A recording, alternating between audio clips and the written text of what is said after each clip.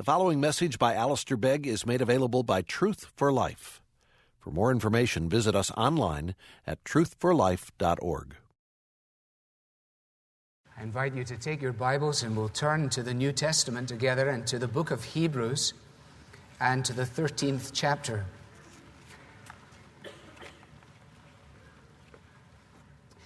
We're going to concentrate this morning on the 4th verse of Hebrews 13.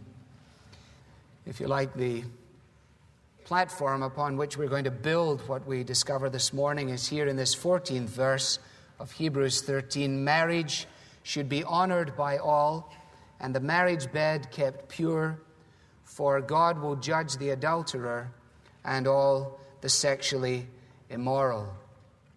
Marriage should be honored by all. It is an immense privilege, a great joy to be a pastor.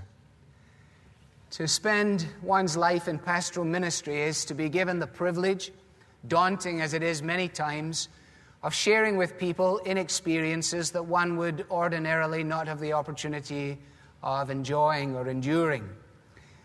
Crucial junctures of life, moments of great joy, sometimes of great sadness. There are days that are disastrous or disappointing. There are days that are delightful. But really, there are no days in pastoral ministry that are dull. It is an immense thrill to be included in so many different aspects of life at so many key and pivotal turning points.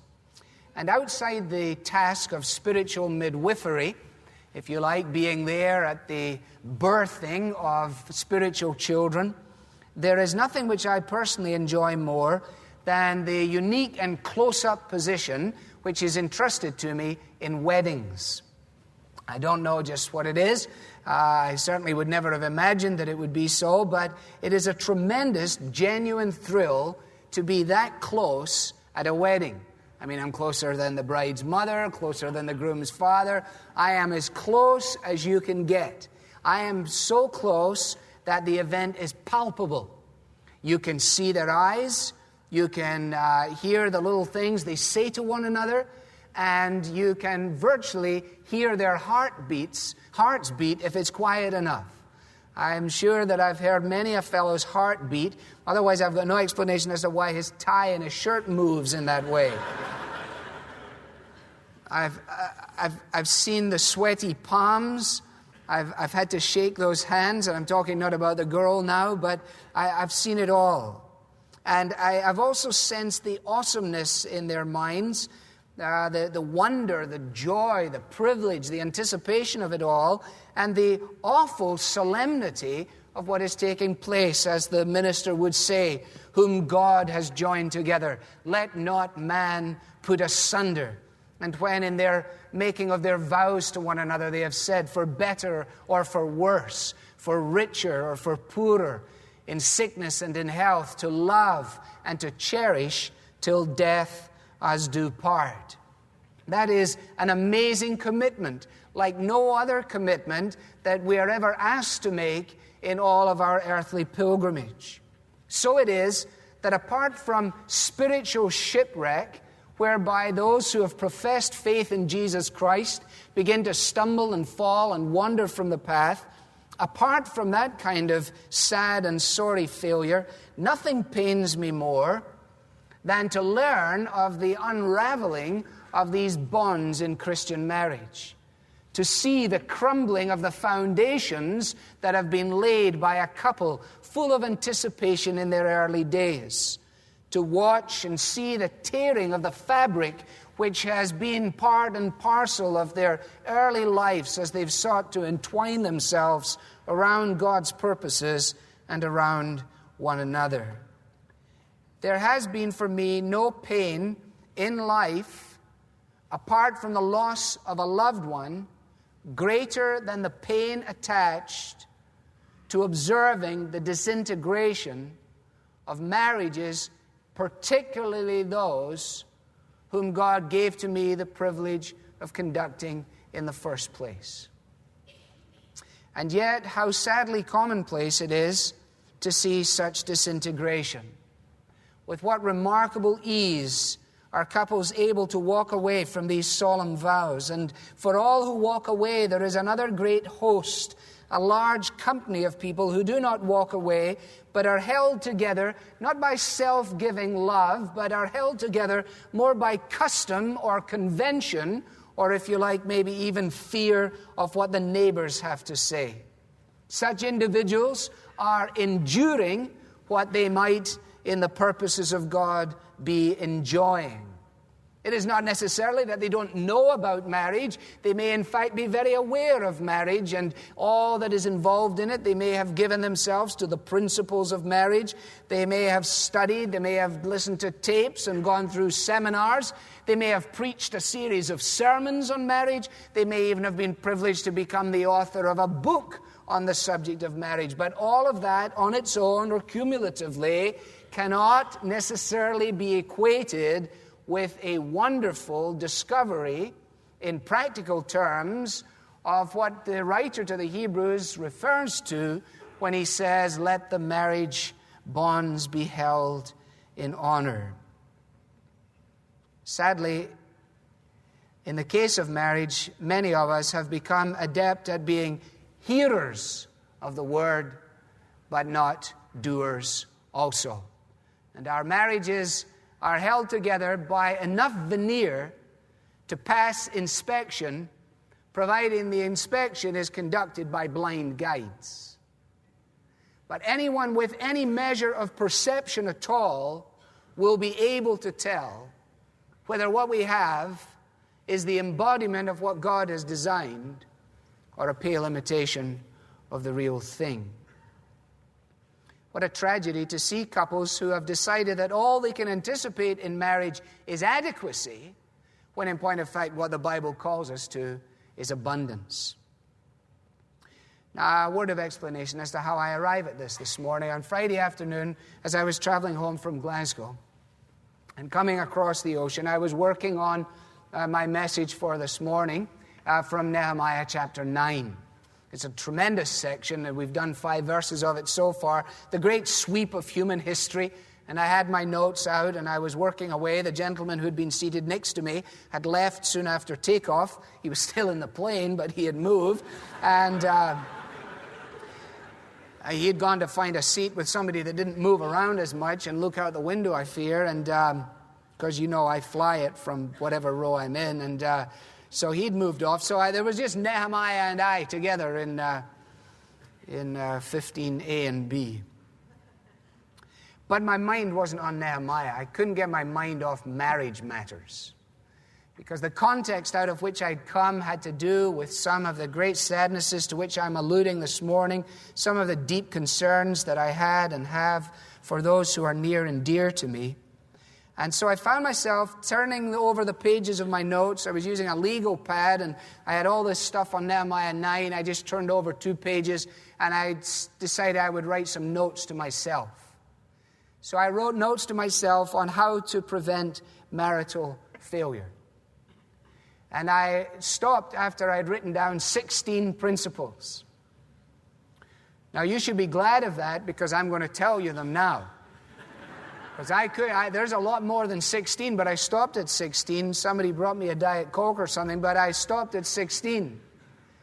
And then as I've proceeded since Friday, I've been very much in 2 minds as to whether I go with Nehemiah 9 or I deal with this matter of marriage. And so I've determined that I'm going to deal with the matter of marriage. Now, a word to young people who are not yet married.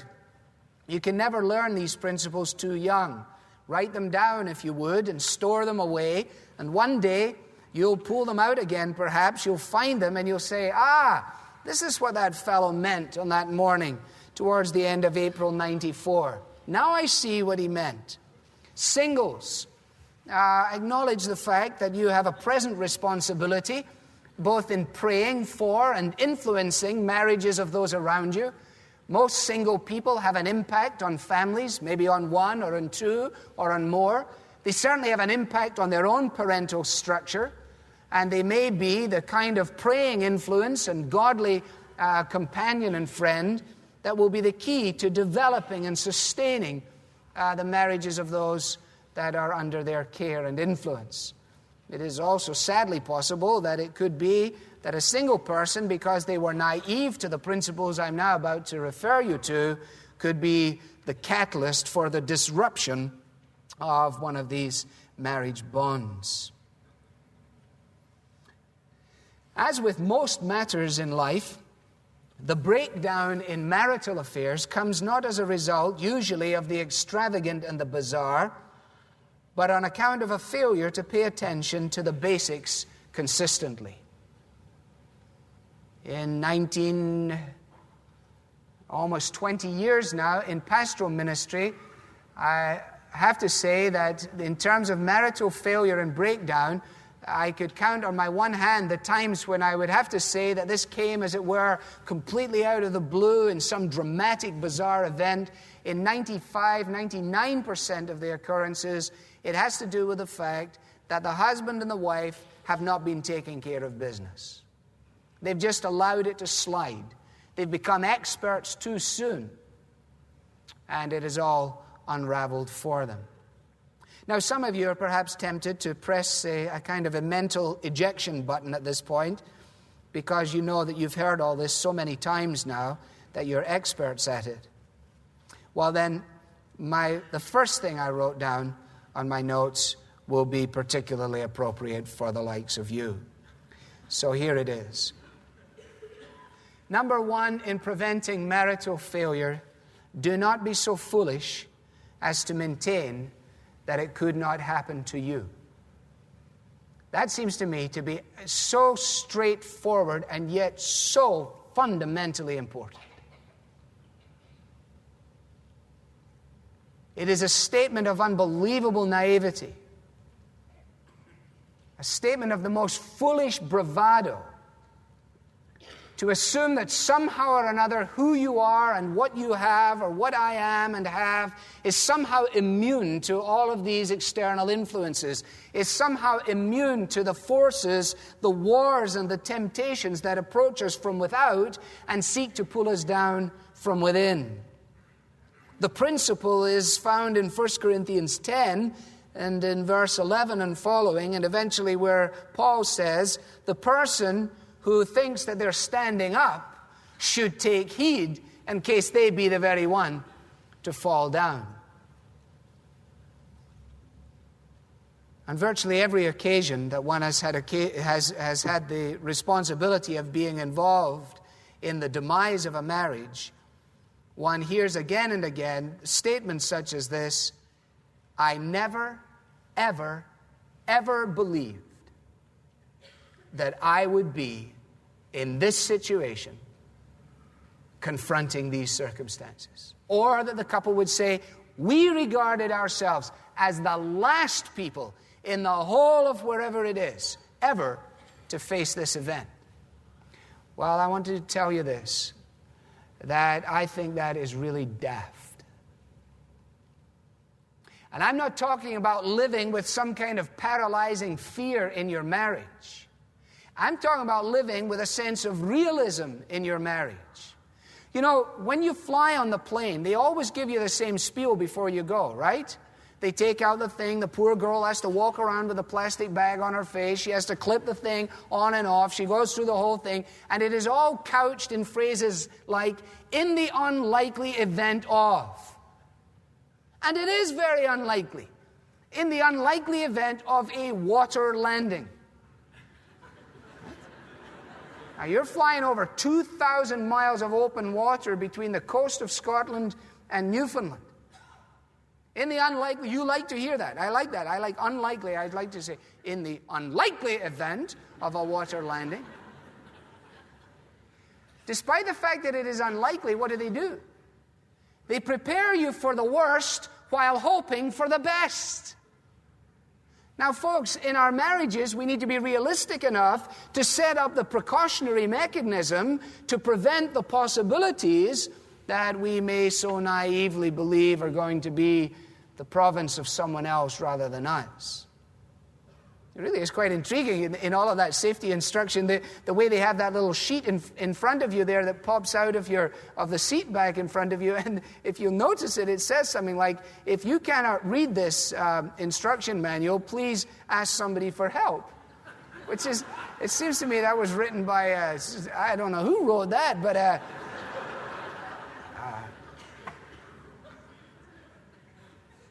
Don't be so foolish as to maintain that it could not happen to you. Secondly, do not assume that a great marriage can be discovered and enjoyed without some solid hard work.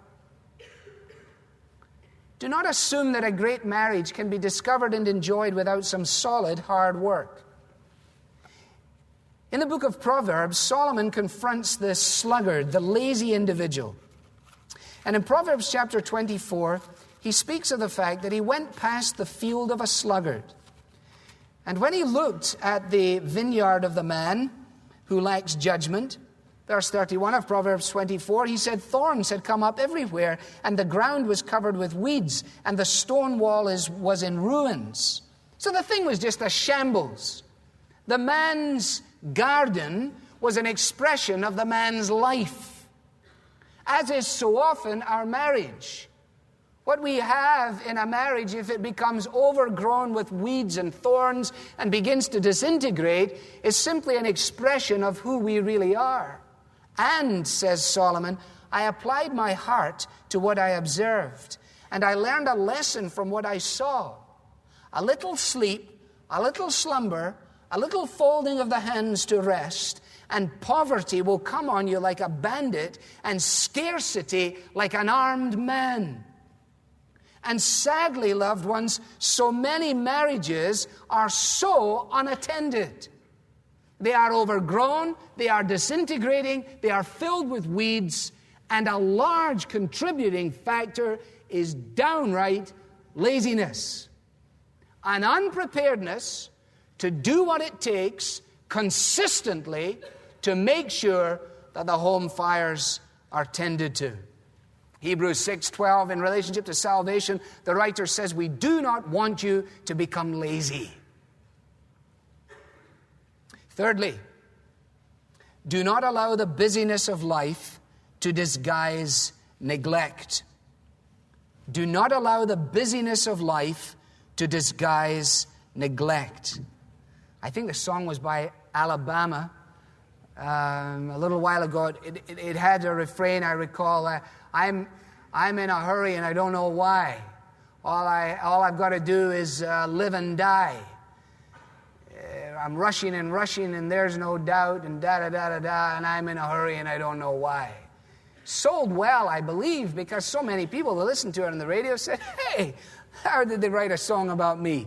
That's exactly it. I'm in a hurry and I don't know why. You know how many marriages are in a hurry doing everything except looking after each other? Running here, running there, taking care of this, going to that event, coming back from that event.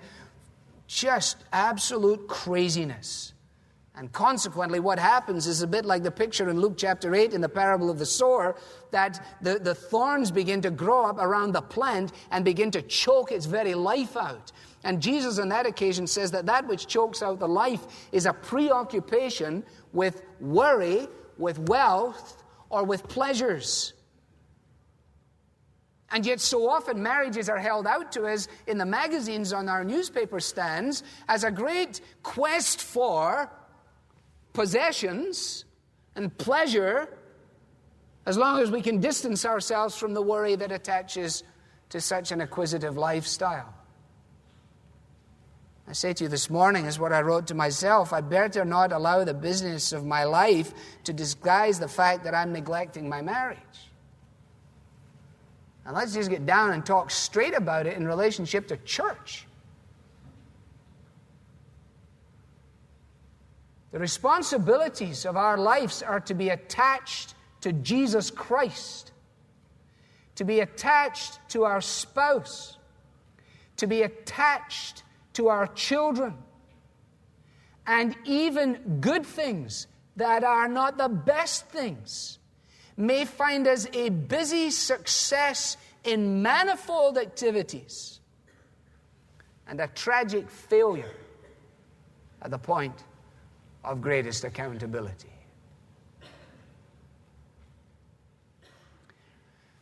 Fourthly, this is a simple one. Don't make the mistake of taking each other for granted.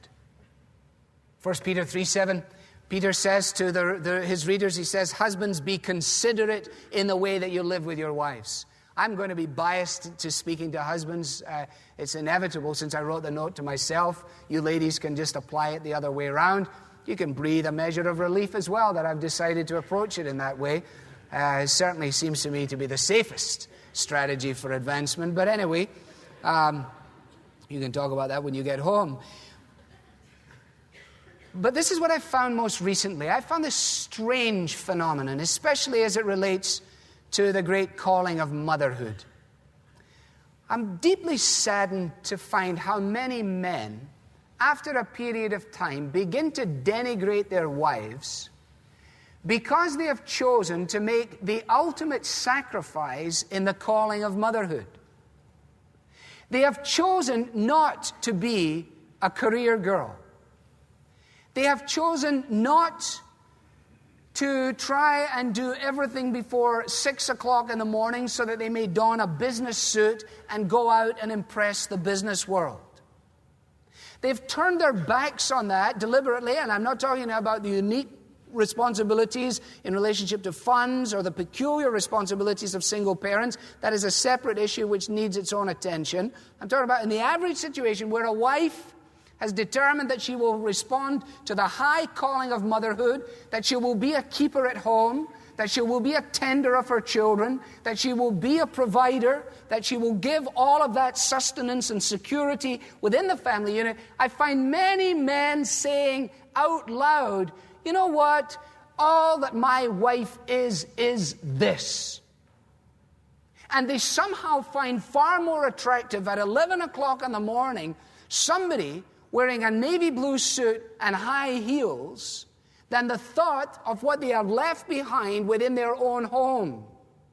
And they begin to take their wives for granted.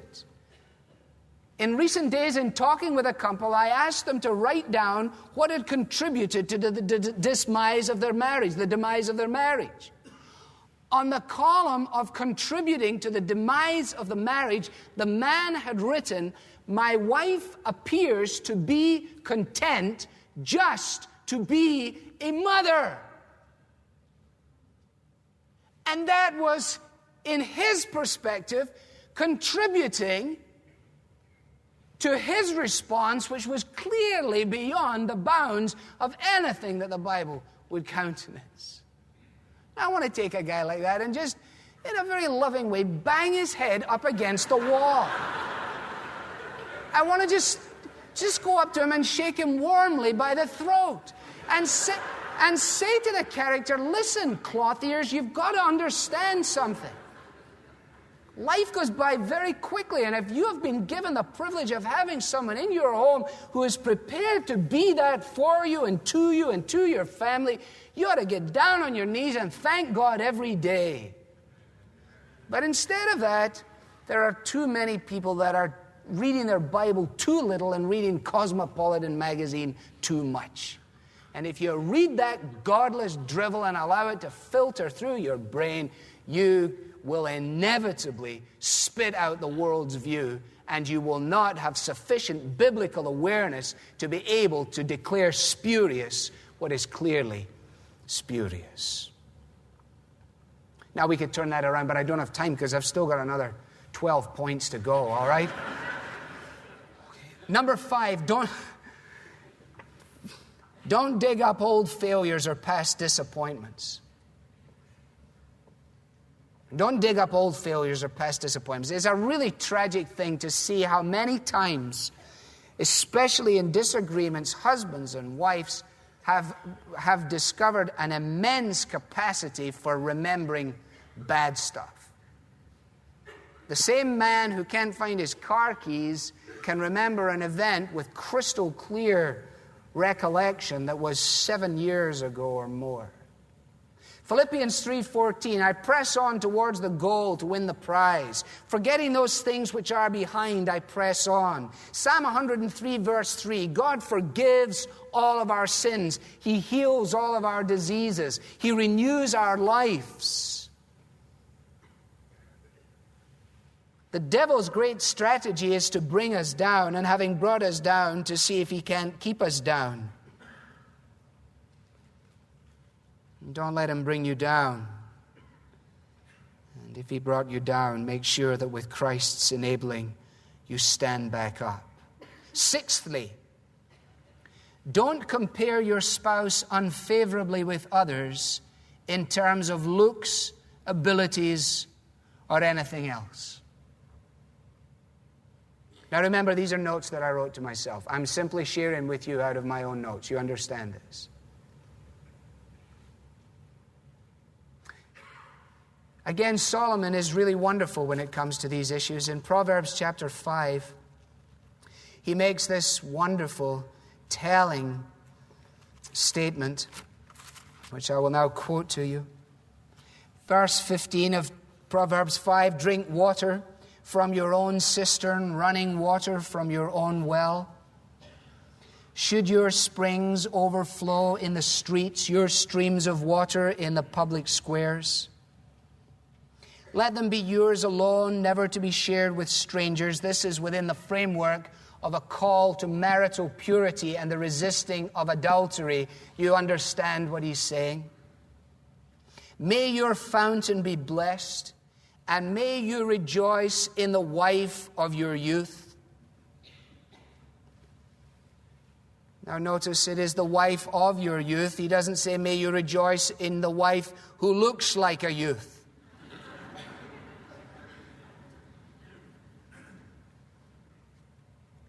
He describes her then. I'm not sure necessarily we ought to send this on a card to our wives or over lunch. Remind her that she looks like a loving doe and a graceful deer. That obviously has some kind of Middle Eastern sentiment to it. It's not usually on cards in Hallmark. Picture of a deer on the front with your wife. May her breasts satisfy you always. May you ever be captivated by her love. Do you get the impression there that this is something that is directly related to the will and not to the emotions? You're right.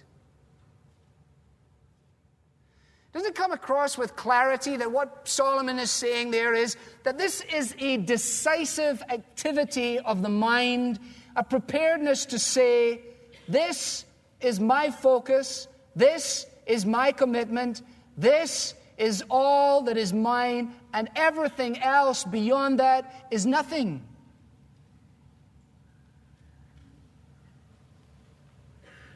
Well, how are you going to put this into practice, men? I'm going to speak at a men's retreat in Indiana Friday and Saturday. I think I'm going to speak on this because I couldn't decide what I was going to speak on anyway. I'm just making that decision as I'm speaking just now, but it's not that you care, but anyway, I was just passing through my mind. But I'm going to talk to these men out there in Indiana. I'm going to ask them how this works.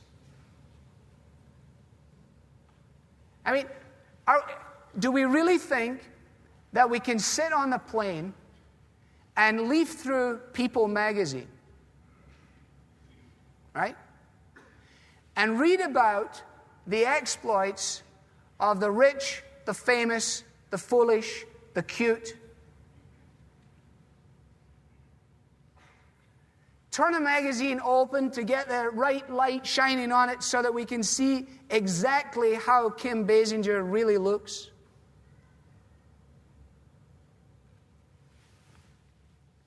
Allow those images to penetrate the computer of our brain.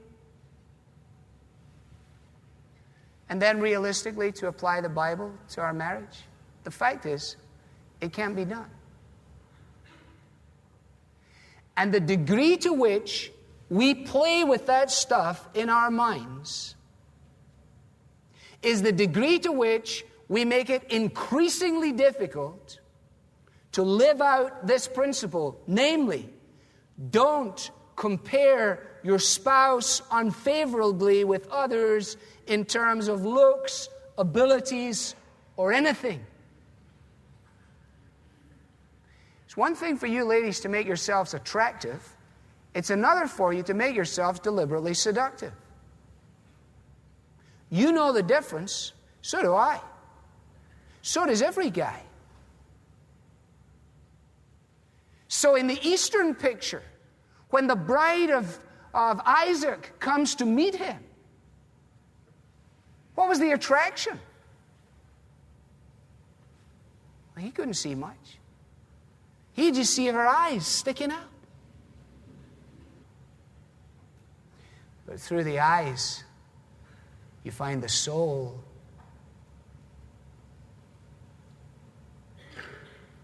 Okay, don't think about it in relationship to your wife. Think about it in relationship to your daughters.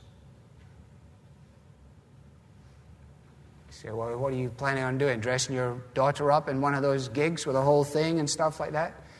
Well, I wouldn't mind doing that.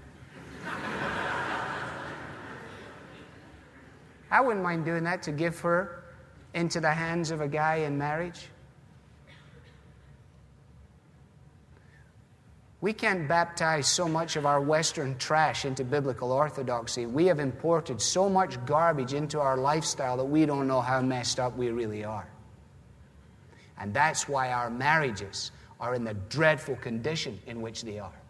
Because we are playing around with stuff in our minds while all the time professing to be erudite and straightforward and in the clear. Seventhly, we're going to speed up now. Don't take someone of the opposite sex into precincts that are the exclusive domain of your spouse. Don't take someone of the opposite sex into precincts that are the exclusive domain of your spouse. Cut through it. What does it mean? It means this. There's a lady in your office who thinks you've got broad shoulders and she'd like to cry on them. Tell her to keep moving. Go find someone else to cry on because your shoulders are only for one girl to cry on, or a few more if you've got daughters. So only 3 people can cry on here. Girls, that is. Sue, Michelle, and Emily. All the rest can go cry somewhere else. Oh, you call yourself a pastor and you say things like that? Yeah. Why? Because I want to be a sensible pastor. Because I want to be a married pastor. Because I want to be a pure pastor for my kids growing up underneath me. Oh, well, Pastor, there's this lady in my office, and all I'm doing is witnessing to her at lunchtime. We just get a sandwich, and we go down, and she's got all these questions about the Bible. Stop it. Stop it yesterday. She won't listen to anybody else. Secondly, don't fatten up your ego with nonsense like that. If she is interested in the things of faith, she'll listen to anybody. She doesn't need you. So go find a girl that she'll listen to. Oh, you're away with it, Pastor. I mean, what are you? Are you some kind of foolish individual or stuff? No. The situation that I just crossed the Atlantic for in 4 days started with, have you ever heard of the 4 spiritual laws? And ended up with the disintegration of a family. Don't be so naive as to think that we can take into our lives that kind of stuff. You can't do it. You're not supposed to do it. You start to understand the principles of women ministering to women and men ministering to men in a way that takes us beyond those kind of precincts. I could say more about that, I can't. The only intimacy that should be enjoyed with someone of the opposite sex is your wife or your husband, your sons or your daughters. Eighthly, do not allow each other the kind of freedom that so readily breeds neglect. Don't allow each other the kind of freedom that so readily breeds neglect. What does that mean in practical terms? It means this. When you say you're going to phone, phone. And phone. And don't go off on business trips and say, well, I'll call you whenever. Say, I'll call you at 6 o'clock. Or I'll call you en route. But I'll call you. You'll know where I am. You'll know who I'm with. You'll know what I'm thinking. Why? Out of a sense of fear? No. Because it's a great pain to be separated. And it's a great joy to be united. Even if it's only to hear the sound of one another's voice. Even if it's only to see the scrawl of one another's handwriting. Now I've got 8 more, and I'm just going to tell you them and we're done. I won't expound on them at all. After I'd written these 8 down, I decided I better write some positive ones down to myself. Because I had clear now what I shouldn't be doing, and then I thought, well, what should I be doing? So 9th, be daily in prayer for the health of your marriage and the harmony of your home. Daily in prayer for the health of your marriage and the harmony of your home. 10, be sacrificial in the expression of your love for each other. If you want to check that, just ask yourself the question, what have I done in the last 7 days that was an act of sacrifice on my part for my spouse? 11, be imaginative, daring, and occasionally extravagant in displaying your affection. Be imaginative, daring, and occasionally extravagant in displaying your affection. Righteousness is not a synonym for boring. How's your marriage? Very holy. Speak to me a little bit about that. What does that mean? Well, we have a very holy marriage. Mm-hmm. What do you mean? You always keep a Bible between you or something? I mean, what's... I don't want to be unkind, but I'm going to tell you something. In 19 and a half years of pastoral ministry, I am scouring the face of God's earth to find good marriages that I can copy.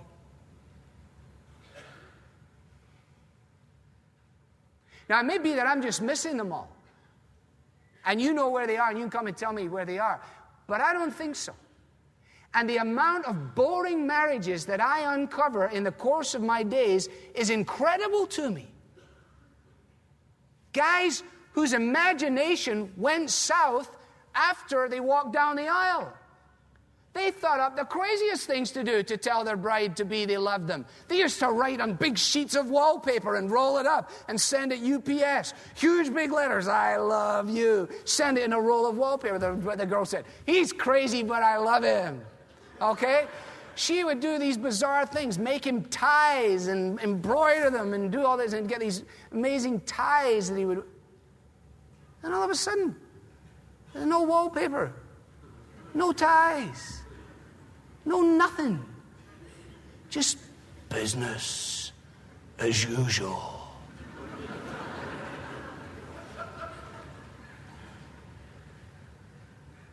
Now here's the funny thing. The guy goes off and takes a lover. Suddenly, he's Mr. Imagination. His wife is left to say, he never thought of that with me. He never said he'd meet me in that place. He never planned to take me on that trip. Guys, let me tell you something. If you don't get creative, daring, and imaginative with the wife of your youth, you will either die as a boring old claptrapper, or you will find yourself getting daring, imaginative, and creative with somebody who isn't the wife of your youth. So you have 3 choices. Boring old joker, involved in adultery, or give it your best at home. Only one choice may keep you on the Christian path and following after Christ. 12th, be sure that you don't use your children as the glue that holds you or the wedge that separates you. The children that hold you are the wedge that separates you. Happens all the time. Remember this. The kids are the ones that are leaving. We're the ones that are staying. They're going, we're staying. So if all we have to talk about is them. Did you go to school today? Yes. How was it? Fine. And did you drive them there? Yes. Did you pick her up? Yes. Did you go to the cello lesson? Yes. How was it when this? After about 5 minutes of that, we think we've had the most meaningful family time conversation. When in point of fact, we haven't spoken about anything. Then the children stand up, they walk out the room, and it's like, well, what should we do now? And that's, of course, what happens so many times. 13, be ruthless in resisting anyone or anything that will draw your affections from each other. 14, be ready to listen to and willing to speak about what's going on inside each other's head. Okay? Every time, this is what they tell me. She never listens to me. Or, he won't speak to me. There is no intimacy in our marriage, says the woman. Says the man, what do you mean intimacy? And he thinks in physical terms, she's thinking in emotional terms. She's thinking in companionship, in abiding enjoyment of one another's company, and his brain is completely gone off. Peter Sarsgaard in the 60s had a song, "Where do you go to, my lovely, when you're alone in your bed? Tell me the thoughts that surround you. I want to look inside your head." Do you know what your spouse is thinking about? He's obviously thinking about something funny over there, but the fact is, many husbands haven't got a clue about their wife's fears, their hopes, their dreams, because they never asked them in the longest time. Never said, tell me 5 things that have been bugging you about me. Never said, what do you hope for, so on, so on. And what happens is, again, you go in the office and somebody comes in and says, I'd like to talk to you about something. And then the husband's driving home in the car and says, it was so wonderful having that conversation with her. Such a talkative person, so open, so easy. Not like my wife, man. Can't remember the last time we had a decent conversation. Click. Can't wait to get back tomorrow for another one of those conversations. 15. Be certain that a great marriage is possible with divine enabling and human effort. God is able to do immeasurably more than we can ask or even imagine.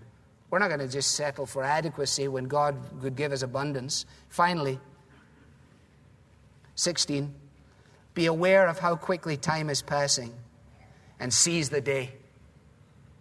Seize the day.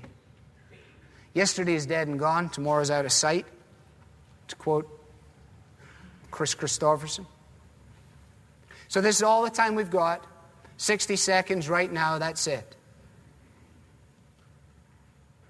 All the thank you notes we never wrote yesterday, all the cards we never sent yesterday, all the endearances we never sent yesterday, all the compliments we never gave yesterday, they're all gone, and tomorrow is not here. There's just today, there's just this afternoon. So what are we going to do about it? Our lives are like a vapor that appears for a little while and then passes. A few years ago now, I attended a service, and in the course of the service, the young minister read a letter from a lady to her husband. I can't quote it exactly, but I remember I was profoundly moved by it. The letter went something like this: Dear X, thank you so much for taking me on our trip this last week to see the autumn colors. I always love being with you. Thank you also for buying me these little note cards, which you'll see I like so very much, which is why I'm using one to write you this note. X, I love you more today than I have ever loved you. Now you say, well, you get letters like that read out all the time, Valentine's Day, birthdays, stuff like that. This letter was read out at a memorial service. The letter was written some 50 years after the couple had been married. It was written actually within days of the sudden home call of the lady who wrote it. 50 years on, still writing thank you notes. 50 years on, still taking trips. 50 years on, still saying, I love you. How could it ever be possible?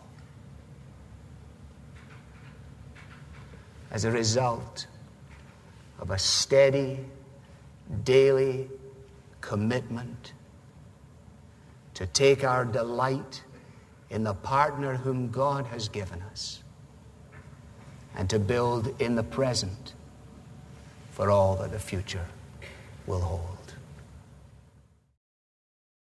You've been listening to a message by Alistair Begg from Truth for Life, and you're welcome to pass this sermon along to others, but please don't charge for it or alter it without written permission from Truth for Life.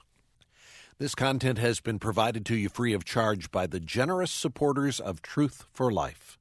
For additional information about how you can support Truth for Life, please visit us online at truthforlife.org.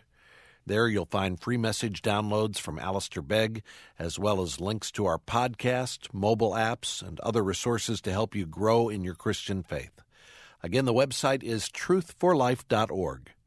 You can also follow us on Facebook and Twitter to stay in touch with Truth for Life and Alistair Begg. Truth for Life, where the learning is for living.